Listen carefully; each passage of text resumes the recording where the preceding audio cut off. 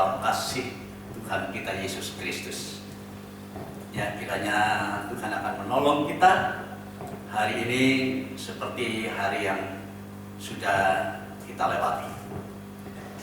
Nah, saudara, dalam kesempatan pagi hari ini saya ingin menyampaikan firman Allah dengan satu tema, yaitu pemeliharaan Allah atas umatnya.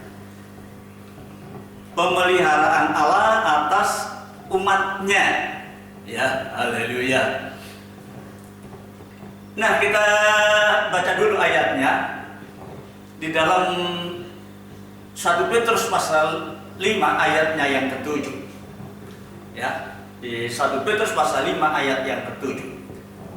Serahkanlah segala kekhawatiranmu kepadanya.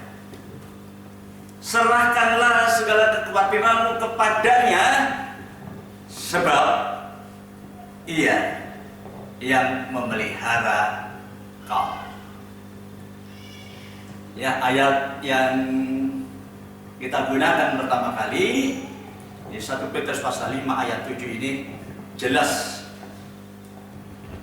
Serahkanlah segala kekhawatiranmu kepadanya, sebab Ia yang memelihara kamu. Serahkan.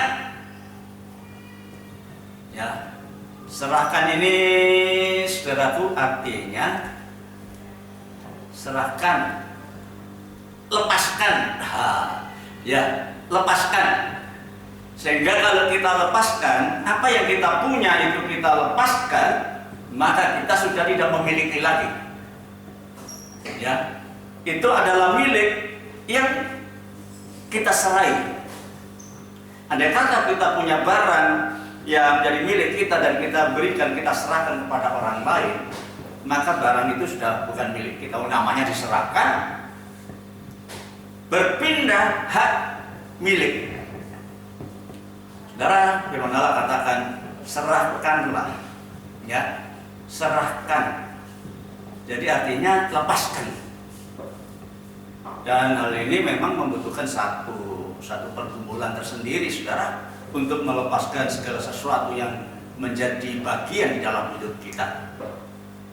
Nah, saudara, contoh yang gampang itu terdapat di dalam kitab Injil Yohanes, ya, pasal 6, salah itu. Ketika Tuhan melihat orang-orang yang mengikutnya itu kelaparan, maka Tuhan berkehendak untuk memberi makan kepada mereka 5.000 orang. Itu cuma laki-laki saja, belum terhitung perempuan dan anak-anak. Nah, ketika Tuhan tanya, ada di antara kalian yang punya roti? Maka murid-muridnya mulai bertanya-tanya kepada orang banyak ini, siapa yang punya roti? Siapa yang punya roti? Ternyata nggak ada yang punya. Yang ada cuma anak kecil. Anak kecil ini punya 5 ketul roti dan 2 ekor ikan, adalah miliknya sendiri. Tetapi ketika diminta, maka kemudian anak itu menyerahkan. Berarti dia sudah nggak punya, ya, karena sudah diserahkan dan berada di dalam tangannya Tuhan Yesus. Apa yang terjadi? 5 ketul roti dan 2 ekor ikan itu diubah oleh Tuhan untuk mencukupkan kebutuhan bagi 5.000 orang laki-laki saja, belum terhitung perempuan dan anak-anak. Tapi satu hal yang paling dasar, karena anak ini rela menyerahkan, dalam arti dia sudah tidak punya lagi, karena sudah diserahkan. Itu menjadi milik pada siapa dia menyerahkan. Ya, saudaraku, jadi itu bukan milik dari anak itu lagi. Terserah mau diapakan oleh yang diserai ini. Nah, pada pagi hari ini katakan, serahkanlah segala kekhawatiranmu kepadanya, Apa yang kita serahkan? Kekhawatiran. Ini anjuran daripada firman Allah, saudara, serahkanlah segala kekhawatiranmu. Ya. Apa sih khawatir itu? Khawatir itu adalah rasa cemas, rasa gelisah dengan apa yang belum terjadi. Ya. Dari apa yang belum terjadi itu sudah ditakutkan, sudah dicemaskan, sudah digelisahkan, sehingga orang itu tidak akan pernah mengalami ketenangan karena khawatir. Dan khawatir itu akan menjadi beban di dalam hidup. Saudara, kalau hari ke hari kemudian kita hanya dikuasai oleh kekhawatiran, diisi oleh kekhawatiran, maka itu akan menjadi beban. Ya. Di dalam Amsal pasal yang ke-12 ayat 25, di situ dikatakan kekhawatiran di dalam hati. Ya, khawatir itu tempatnya di hati. Kekhawatiran di dalam hati membungkukkan orang. Karena khawatir, maka dari hari ke hari cuma mikir, gelisah, ya, cemas. Dari hari ke hari khawatir, akhirnya bungkuk, saudara. Firman Allah jelas mengatakan kekhawatiran di dalam hati membungkukkan orang. Orang bungkuk itu tidak bisa lihat ke atas, lihatnya cuma ke bawah. Tanah ini, bumi ini. Orang yang khawatir itu pikirannya di bumi terus. Nah, sebab itu ketika Tuhan Yesus masuk ke bait Allah, ada seorang yang bungkuk, langsung disembuhkan oleh Tuhan supaya dia tidak terus bungkuk. Serahkanlah, saudara. Kalau hari ini saudara ada yang merasa khawatir, merasa cemas, merasa gelisah, ya padahal itu ya belum terjadi atas hidup kita.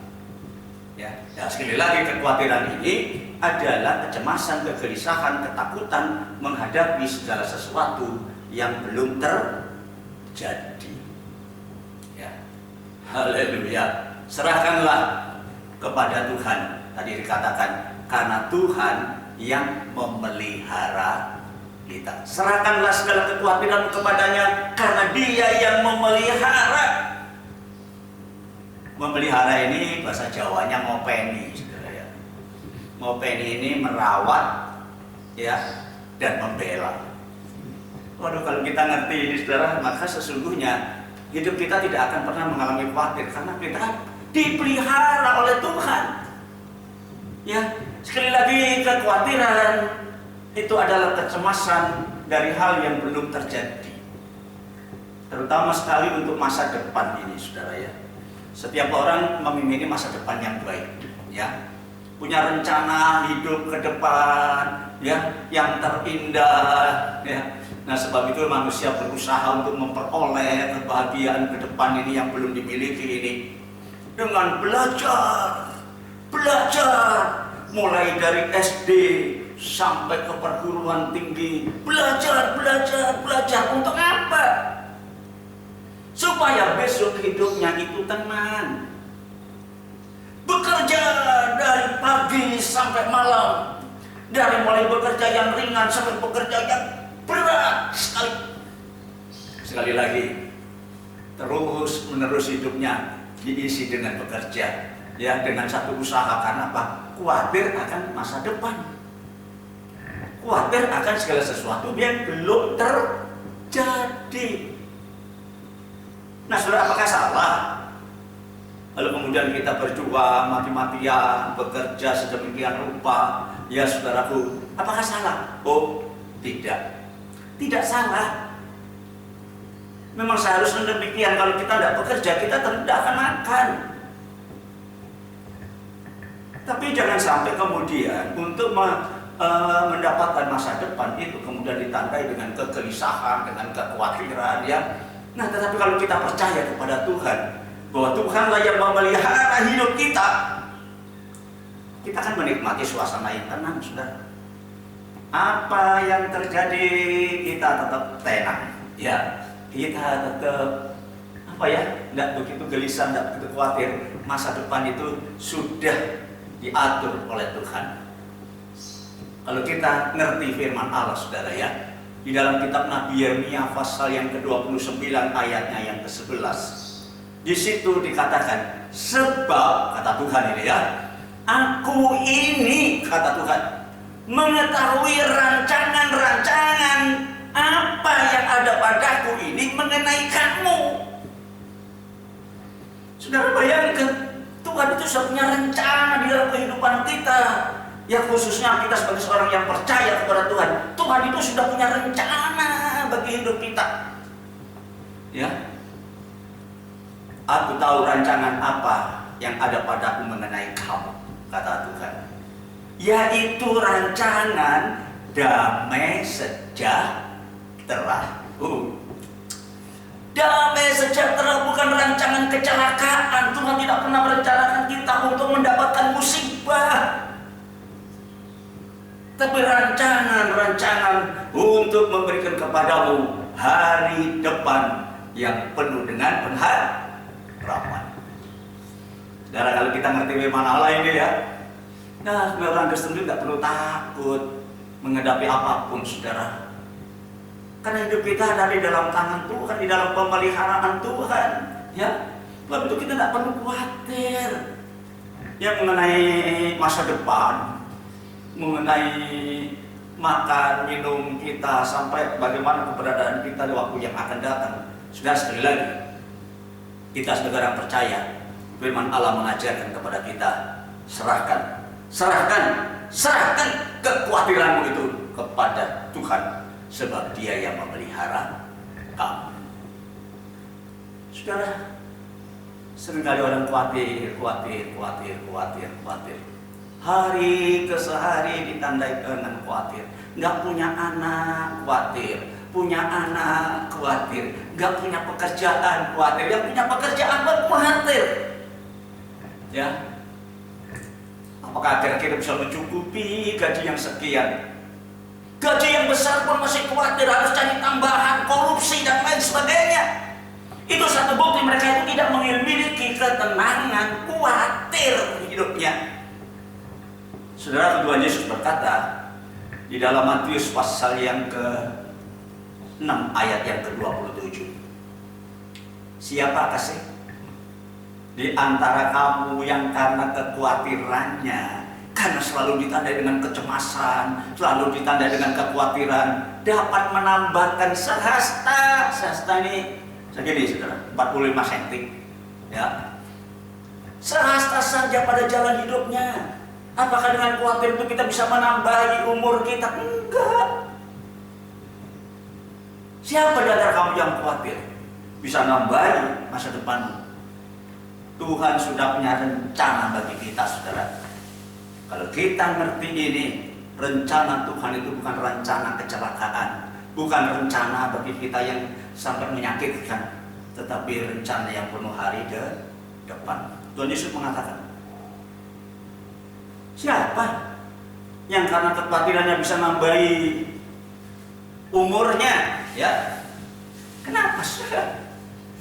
Nah, saudaraku, karena di dalam kitab Mazmur pasal 127 ayatnya yang kedua, ayat mengatakan begini, sia-sia kamu bangun pagi-pagi dan duduk melamun sampai jauh malam. Ya, banyak orang itu dasar tidur tenang, melamun. Ya, bangunnya pagi-pagi sekali tidur nggak nyenyak. Kalaupun malam dia duduk sampai jauh malam dan makan roti yang diperoleh dengan susah payah. Kalau dia makan didapatinya dengan susah payah. Sekali lagi, saudara, bukan berarti kita tidak kerja, tetapi kita bekerja dengan menikmati hidup ini karena kita dipelihara oleh Tuhan. Sia-sia kamu bangun pagi-pagi dan duduk sampai jauh malam, dan kamu makan roti yang diperoleh dengan susah payah, sebab Ia, Allah itu, memberikannya kebutuhan hidup kepada siapa yang dicintai pada saat dia sedang tidur. Oh, luar biasa, saudara. Berkat itu sudah disediakan. Ketika kita sedang tidur, besok pagi ini sudah berkatnya sudah ada. Ya. Nah, seringkali banyak orang bingung besok makan apa, hari depan sampai kemudian anaknya disia-siakan dan lain sebagainya. Hidupnya tenang karena ditandai dengan kekhawatiran. Tetapi kalau kita paham firman Allah, mengerti firman Allah dan percayakan firman Allah, saudaraku, Tuhan punya rencana yang baik dalam hidup kita. Hari depan yang penuh dengan pengharapan. Tuhan sudah menyediakan berkat pada saat kita sedang tidur. Haleluya. Ketika kita sedang tidur, bangun, sudah disiapkan berkat-berkat itu sudah siap. Tinggal kita berangkat menikmatinya, entah itu lewat pekerjaan yang kita kerjakan, di sana ada berkat. Ya, Tuhan itu tidak kekurangan akal, saudara, untuk menolong kita. Ya, haleluya. Sebab itu, saudaraku, kita nikmati saja. Ya.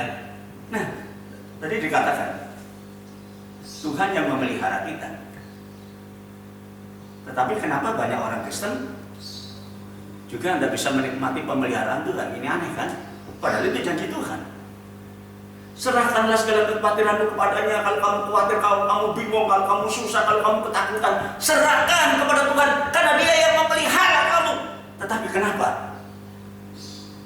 banyak orang Kristen tidak bisa menikmati pemeliharaan Tuhan, sehingga harus berjuang sendiri sedemikian rupa untuk artinya memperoleh hidupnya itu. Dia berjuang sedemikian rupa. Saudaraku, satu hal yang menyakitkan, penyebabnya bukan tanpa alasan, saudara. Kalau Tuhan tidak memperhatikan kita, Tuhan tidak memelihara kita, alasan satu-satunya adalah karena dosa.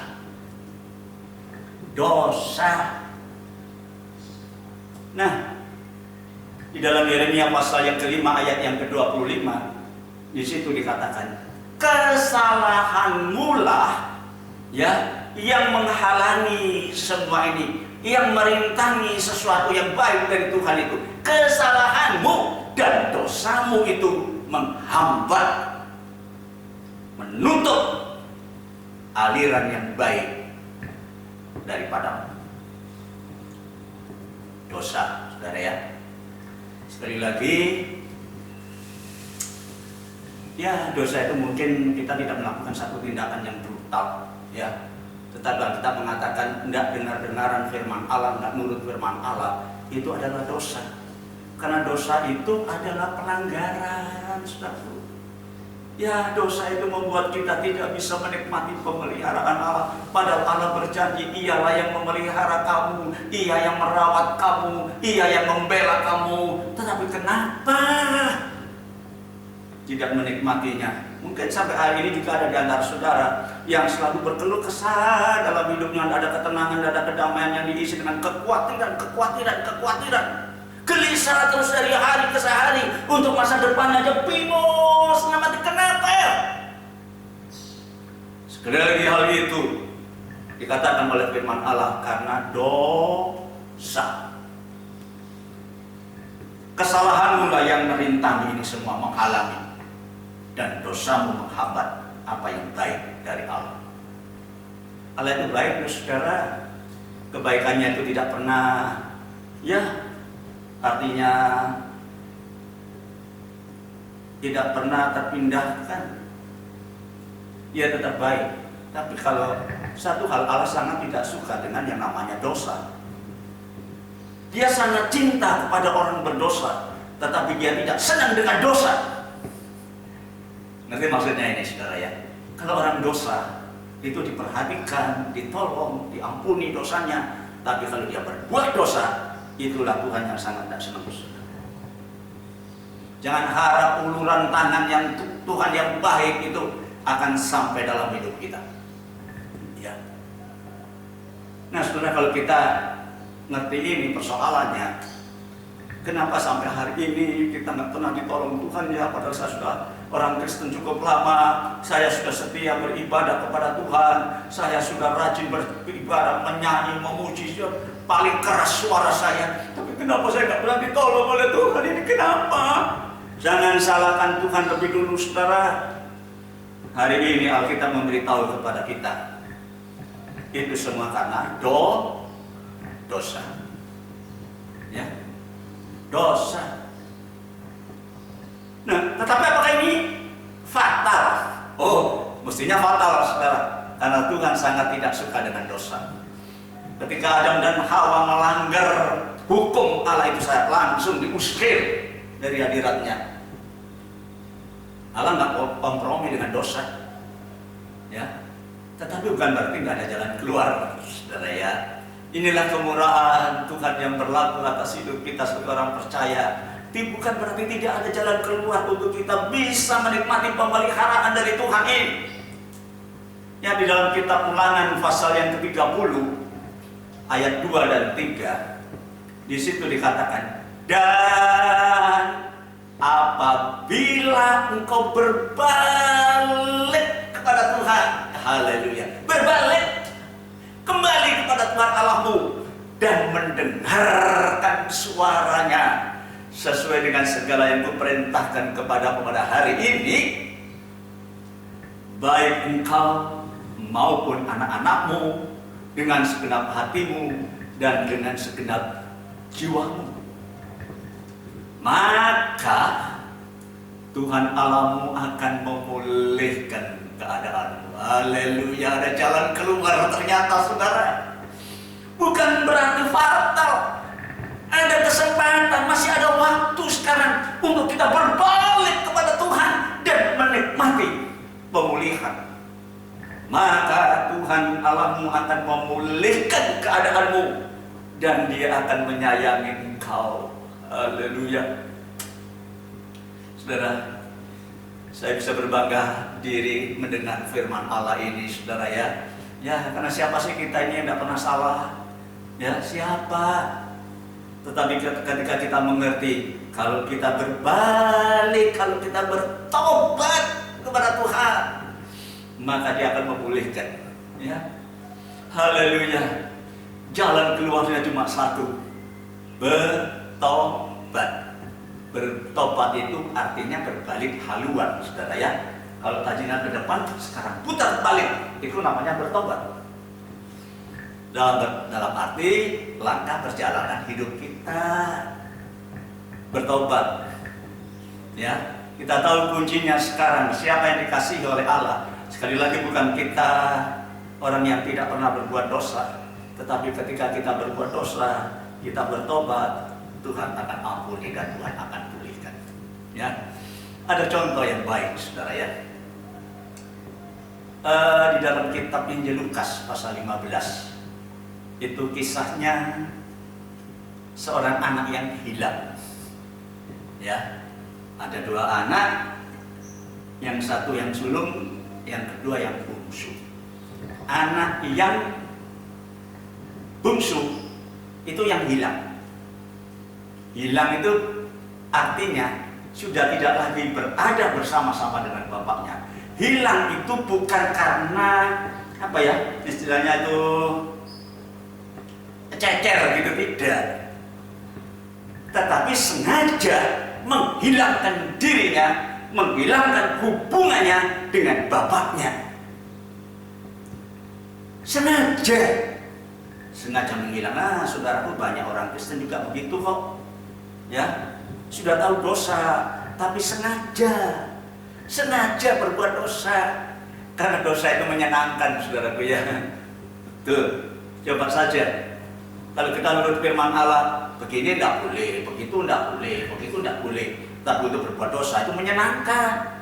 Makanya banyak orang berbuat dosa, nggak peduli siapapun. Ya. Nah, kita perhatikan di dalam kitab Injil Lukas pasal 15, ya, dalam ayat 11 sampai 24.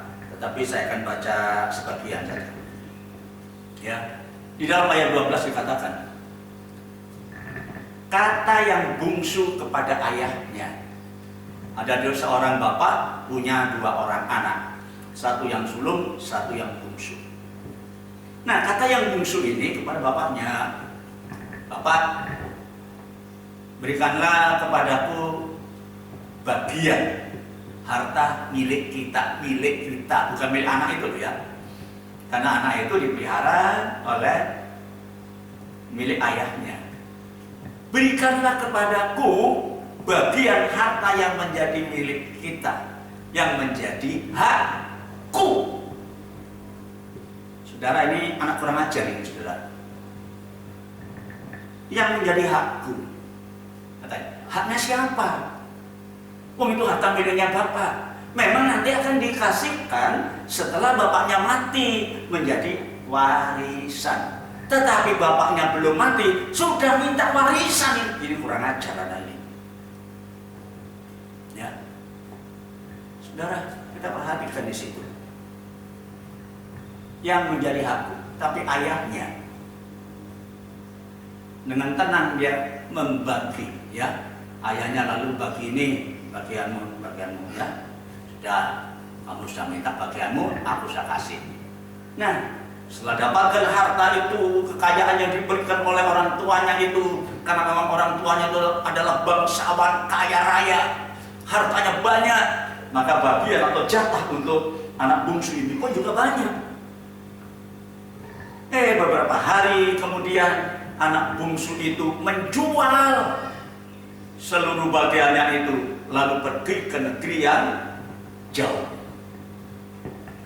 Nah, di sanalah ia, di tempat yang baru, di negeri yang jauh dari pantauan orang tuanya itu, dia boroskan harta miliknya dengan cara hidup yang berfoya-foya, menuruti keinginan dagingnya.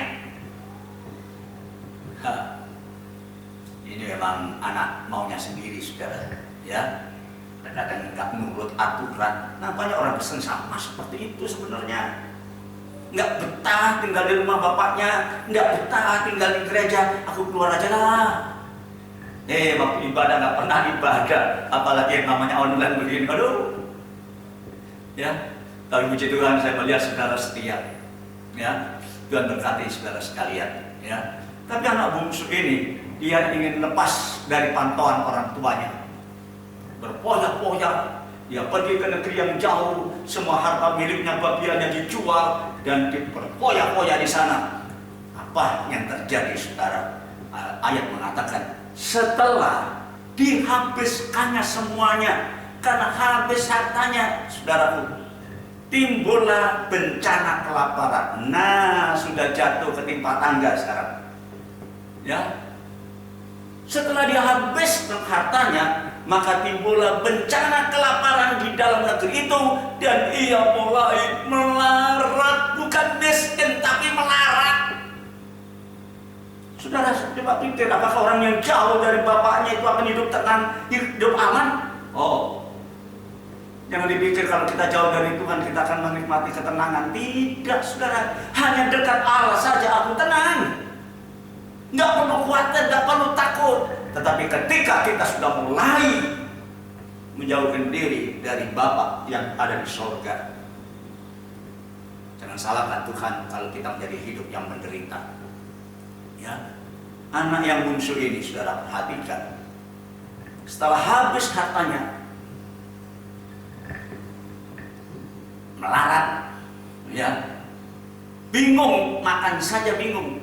Ya, lalu ia pergi dan bekerja kepada seorang majikan di negeri itu, dan orang itu, majikan itu, menyuruhnya ke ladang untuk menjaga baginya. Turun derajatnya, saudara, dari anaknya bangsawan, makan saja dia nggak perlu mikir, tetapi sekarang dia harus bekerja menjaga babi, binatang yang jorok. Saudaraku, dia lapar, nggak dikasih makan. Lalu ia ingin mengisi perutnya dengan ampas yang menjadi makanan babi. Bayangkan, saudara, dia biasa makan enak, apalagi setelah harta itu dimilikinya dan dia berpoya-poya. Menuruti keinginan dagingnya, apa saja dibelinya, apa saja dimakannya. Tapi sekarang harus makan makanannya babi. Dia kepingin makan itu. Tetapi Alkitab mengatakan tidak ada seorang pun yang memberikannya kepadanya. Waduh. Hanya makanannya babi saja. Enggak ah. Bagaimana kemudian? Tidak ada seorang pun yang memberikannya, saudaraku ya. Apa tindakannya kemudian kalau sudah menikmati kehidupan yang fatal seperti ini? Akibat pelanggarannya, akibat keterasingannya dengan Bapak, karena dia ingin memisahkan diri dari Bapaknya. Apa yang terjadi? Hidup bukan malah senang, bukan malah damai, bukan malah sejahtera, tapi malah hancur lebur. Miskin saja secara jasmani mungkin nggak terlalu ya, tetapi secara batinnya dia hancur lebur, saudara. Nggak ada ketenangan, mau makan saja nggak ada, ya. Haleluya. Tapi bagaimana jalan keluar? Apakah masih ada pemulihan? Ada. Saudara, sementara masih ada waktu, pemulihan itu masih tersedia. Tetapi itu juga atas tindakan kita sendiri. Ya. Tindakan kita yang pertama, sadar dari dosa. Itu yang penting, saudara. Banyak orang nggak sadar. Kalau dia sudah melakukan dosa, nggak sadar. Karena nggak sadar berulang-ulang. Di bulan, baleni diulang-ulang. Kenapa? Dia nggak sadar kalau itu dosa. Tetapi kalau kita ingin dipulihkan, sadarlah, saudaraku. Ya. Kemudian dikatakan dalam ayat selanjutnya, lalu anak itu mulai menyadari keadaannya. Sadar dia, saudaraku. Dan dia berkata, betapa banyak orang upahan Bapakku yang berlimpah-limpah makanannya, tetapi aku di sini mati kelaparan. Sadar. Sadar itu penting. So, kalau tidak sadar, kita akan terus mengulang terus dosa itu. Tapi sadar itu penting. Ya, dia mulai menyadari, pegawai Bapakku saja makanannya nggak kurang-kurang, makan dengan limpahnya, tetapi aku di anak Bapakku malah di sini kelaparan. Sadar. Ya, Petrus pernah berkhotbah di Kisah Rasul pasal 3 ayat 19 yang menganjurkan kepada pendengar-pendengarnya, karena itu sadarlah dan bertobatlah. Sadarlah dan bertobatlah supaya dosamu, kesalahanmu itu dihapus, bukan ditutup, dihapus. Kalau ditutup masih bisa dibuka lagi. Kalau dihapus itu berarti hilang. Oh saudara, luar biasa kalau Tuhan menyatakan kasih-Nya. Kalau kita mengaku, kita sadar akan dosa kita, maka dosa itu bukan ditutup, saudara, tapi dihapus, dihilangkan. Haleluya. Haleluya, saudaraku. Sadar. Sadar itu artinya dia mengenal atau mengerti asal muasalnya mengapa itu bisa terjadi. Dia mulai sadar, ya. Saudara, banyak orang nggak sadar, ya, kalau bisa melakukan kesalahan. Tapi orang yang sadar itu tahu asal muasalnya. Kenapa ya ini kok bisa terjadi seperti ini, ya? Kalau nggak sadar, kita akan melakukan berulang-ulang dengan satu dosa yang sama, ya. Sadar. Tetapi anak terhilang ini, saudara, sebagai contoh yang baik, dia sadar, tetapi tidak berhenti sampai disadar saja. Itulah, ya, ada tindak lanjutnya. Tidak berhenti sampai cukup sadar, iya ya, saya sudah bersalah, saya sudah berdosa, cukup. Enggak, saudara. Banyak orang tahu, oh iya ya, aku salah tadi, berhenti. Tidak, ada tindak lanjutnya. Ya, ketika dia sadar, maka dia kembali kepada Bapaknya. Haleluya. Tidak hanya berhenti sampai disadar saja, tapi kembali sekarang, balik lagi, saudara, pergi kepada Bapaknya. Kalau kita sadar akan dosa kita, jangan tunggu lama saudara ya. Kita harus kembali kepada Allah penebus kita. Ya, anak bungsu itu kembali kepada bapaknya. Ya, dalam Lukas pasal 15 ayat yang ke-20 dikatakan di sana, maka bangkitlah dia. Setelah dia sadar, dia bangkit dan pergi kepada bapaknya. Wow, alamat yang tepat saudara ya. Ketika kita mengalami persoalan, kembali kepada Bapak, saudaraku. Jangan bertahan setelah sadar bahwa itu salah, tetap bertahan di situ. Banyak orang sadar dengan salahnya. Aduh, aku salah ya. Ya, tapi ya sudah, berhenti sampai sadar saja. Oh, tidak. Anak ini pergi pulang kepada bapaknya. Saudaraku ya, tidak hanya sadar, kemudian sadar, diam, tapi ada satu tindakan selanjutnya supaya dia beroleh pemulihan dan kemudian menikmati pemeliharaan daripada Allah ini. Maka ketika dia sadar, sekarang dia bergerak pulang. Apa yang terjadi ketika dia pulang? Ya mungkin karena salah, tidak berani, dia terus langsung nyelonong masuk begitu saja. Apalagi sudah kondisinya berbeda. Dulu waktu keluar dari rumah dia adalah anak bangsawan, tapi ketika pulang dia anak gelandangan. Iya kan? Makan aja nggak terurus. Tetapi Alkitab mengatakan ketika ia masih jauh dari rumah, dalam perjalanannya itu dia masih jauh dari rumah itu, ayahnya telah melihatnya. Aduh, bapak itu memperhatikannya, saudaraku. Ayahnya telah melihatnya. Ketika dia melihat, bukan diam saja nunggu. Ayo, mau apa kau? Ayo, sudah, kalau begini mau apa kau? Oh tidak. Alkitab mengatakan ketika ia masih jauh, ayahnya melihatnya, lalu tergeraklah hati ayah ini oleh belas kasihan. Ayahnya itu dari tempat tinggalnya itu berlari menuju di mana anaknya itu dalam posisi dia berada di situ. Saudara perhatikan, bapaknya itu langsung merangkul dan menciumnya. Oh dalam masa kalau masa. Saudara, kalau Allah mengasihi kita, itu nggak tanggung-tanggung, saudara. Ketika kita sadar dan kita mau balik kepada Bapa, maka Bapa itu Allah yang kita puji dan sembah, kita agungkan itu, Dia akan datang.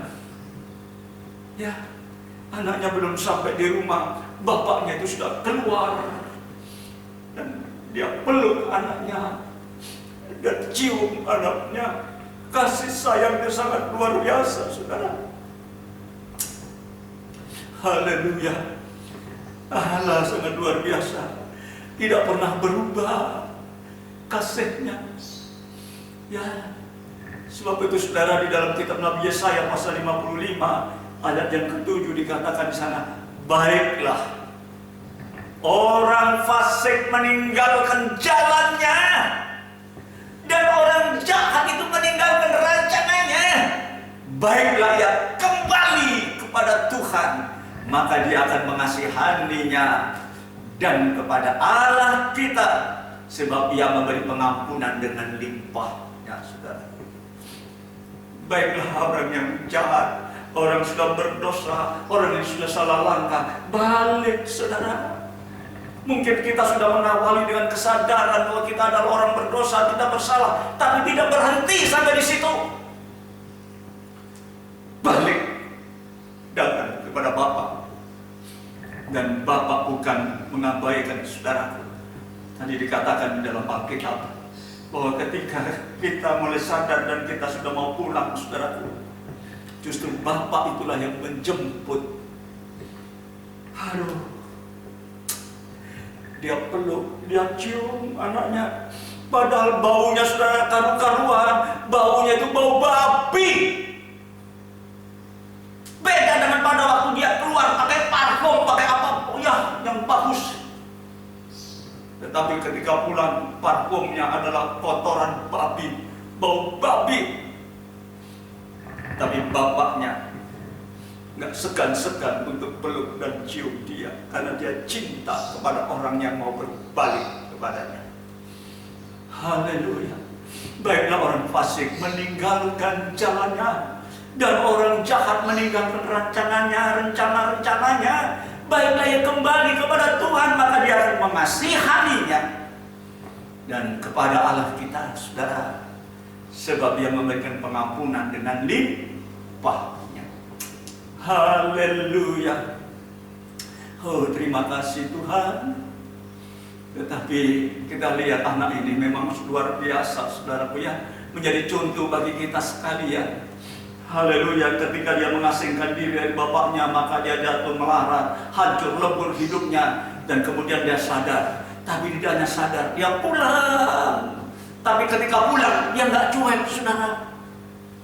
Pulang terus diam aja, biar diam aja dah. Atau bapakku yang mengasihi aku. Tidak, saudara. Ketika dia berada dalam pelukan bapaknya, ada pengakuan. Pengakuan. Bukan diam saja membisu, tapi dia mengaku. Ya,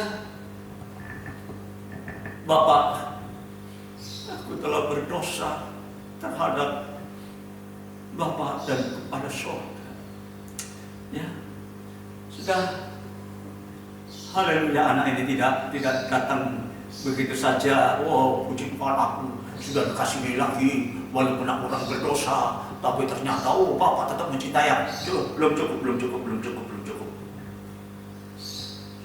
1 Yohanes pasal 1 ayat 9 mengatakan, jika kita mengaku dosa kita, tidak hanya sadar, tidak hanya pulang, berlanjut kepada pengakuan.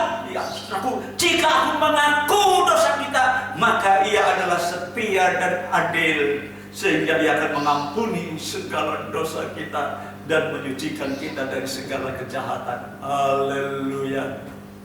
Pengakuan itu penting, saudara. Ya, mengaku. Saudara, haleluya. Anak ini dia datang kepada bapaknya, dalam pelukan bapaknya dia berkata, Bapak, aku telah berdosa terhadap surga dan terhadap Bapak. Aku tidak layak disebut anak Bapak.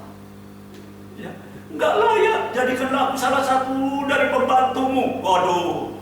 Karena dia sadar, dia menyesal. Saudaraku, pengakuannya, dia berkata, aku nggak layak jadi anak Bapak. Aku adalah anak yang murtad, aku adalah anak yang tidak karuan. Tetapi ternyata dia memiliki hati yang luar biasa yang perlu kita contoh, saudaraku. Ketika dia sadar, dia pulang. Tetapi ketika dia sudah pulang, dia tidak diam saja untuk menikmati kembali apa yang ada di dalam rumah itu. Tetapi dia mengaku kepada bapaknya, aku telah berdosa terhadap Bapa dan terhadap surga. Ya, tapi ayahnya diam saja, saudara. Dia diam. Cuma dia berkata kepada hamba-hambanya, lekaslah, bawa kemari jubah yang terbaik. Waduh, karena ini jubahnya sudah compang-camping. Jubahnya sudah jubah orang gelandangan. Baunya juga sudah tidak enak. Maka dia, hamba, bawalah ke sini baju atau jubah yang baik, terbaik, bukan hanya baik, yang terbaik. Pakaikanlah kepadanya, dan cincin. Waduh, pada jarinya cincin ini tanda pengikat. Ya, berarti diikat lagi jadi anaknya, nggak dilepaskan, saudara. Kalau kita mengaku dosa kita, Allah nggak pernah meninggalkan kita. Cincin, pakaikan pakaian yang baru supaya dia bisa tampil beda. Kemudian ikat dengan cincin sebagai tanda meterai ini. Haleluya. Dan sepatu pada kakinya. Aduh, luar biasa, saudara. Kalau kita ngerti ini, betapa kasih Tuhan sangat luar biasa. Tidak cukup sampai di situ. Dan ambillah anak lembu, bukan yang kurus tapi yang tambun, sembelih, dan marilah kita bersukacita, kita makan bareng-bareng, karena anakku yang hilang itu sudah kembali. Oh, luar biasa. Saudaraku, kalau kita kembali seperti anak ini, Tuhan Yesus pernah berkata, kalau satu orang saja bertobat, maka sorak-sorai ada di dalam surga. Haleluya.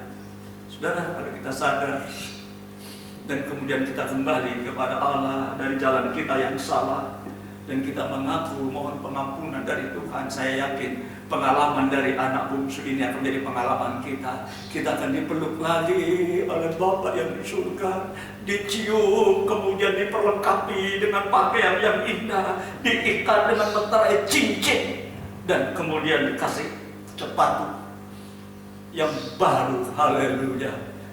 Dan ada pesta di sana. Haleluya. Ya, seperti kata Tuhan, satu orang saja yang berdosa itu bertobat, terjadi sukacita, ya, yang ada di surga. Satu orang saja bertobat daripada yang 99, ya. Karena itu perumpamaan ketika anak domba satu hilang dari antara 100, ya. Yang satu ini bertobat, ditemukan lagi, tapi yang 99 yang merasa dirinya benar itu diabaikan. Haleluya. Saudara,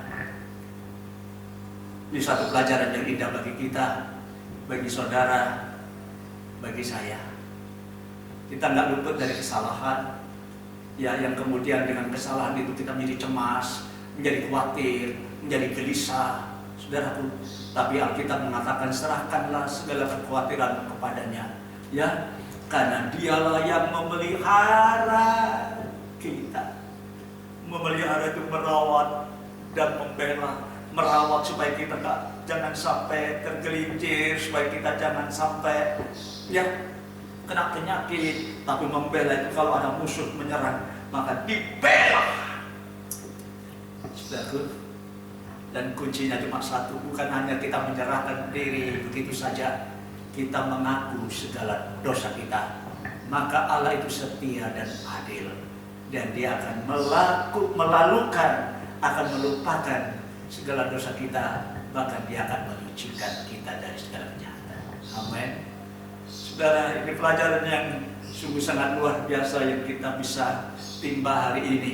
Pemeliharaan Tuhan.